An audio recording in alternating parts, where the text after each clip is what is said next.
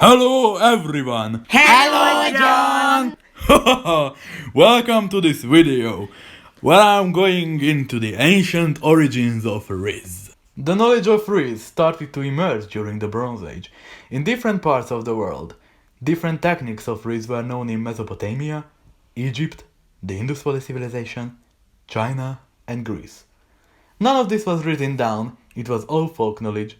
Later, Rizz became prominent in Rome, Persia, and Judea too. The idea of writing down these teachings came up in the 3rd century BCE during the reign of Ptolemaic pharaoh Ptolemy II. These Egyptian philosophers met up with their Roman and Greek counterparts in Europe and started planning.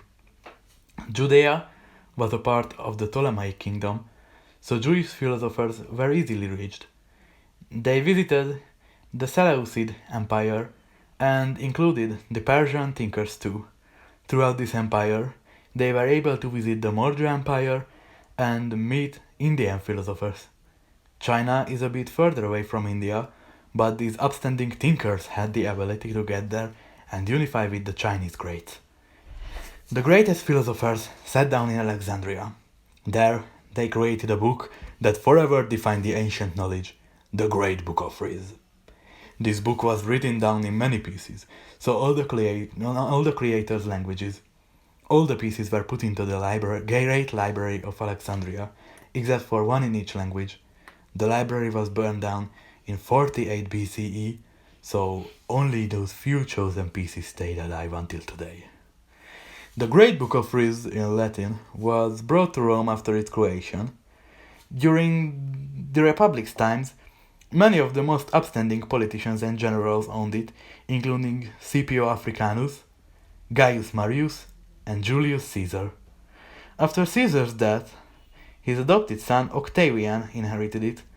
In 27 BCE, he became Emperor Augustus. From that point, the book was always inherited by the next emperor. Most emperors didn't understand Rizz, but some of them, like Hadrian, became masters of it. In 395 CE, there was a controversy. Emperor Theodosius died, and his last wish was to cut the empire in two halves. Therefore, he had two successors. They didn't know what to do. Luckily, they realized the Great Book of Rizz in Latin wasn't the only Rizz book in the empire. So the Eastern Roman Empire got the Great Book of Rizz in Greek, and the Western got in Latin. In 476, Odoacer dethroned the Western Roman Emperor Romulus Augustulus and ended the Western Roman Empire, so the book was his property. Later it was the Ostrogoths, until Eastern Roman Emperor Justinian invaded the Ostrogothic kingdom and took the book with himself. The great books of Rizz in Latin and Greek were in the Eastern Roman, later Byzantine Empire, until 1453, when it got conquered by the Ottoman Empire. From that point, Ottoman sultans inherited them. The Ottoman Empire ended in 1922, but Mustafa Kemal Atatürk couldn't get his hand on the books. A Hungarian soldier found them and took them to Erd, a city in Hungary. They were wandering there for around a century until I found them in the backyard. With this, me and my brother are among the few people who perfectly know the techniques of Rizz. We had to learn Latin and Greek to read them, but it was worth it. We don't know much about where the Great Book of Rizz in Egyptian, Persian, and Hebrew are. When the Arabs conquered Egypt, Persia, and Judea, they were probably brought to Medina, there isn't evidence. They are potentially still alive. The Great Book of Rizz in Sanskrit was in India until British conquest. From that, we don't know where it was, but Mahatma Gandhi was known to use it, so it's probably in India again. The Great Book of Rizz in Chinese was going around between different Chinese emperors, kings, and Mongol khans throughout its history.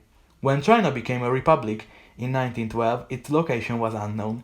In 1933, Japan invaded China, and the Japanese soldier found the book.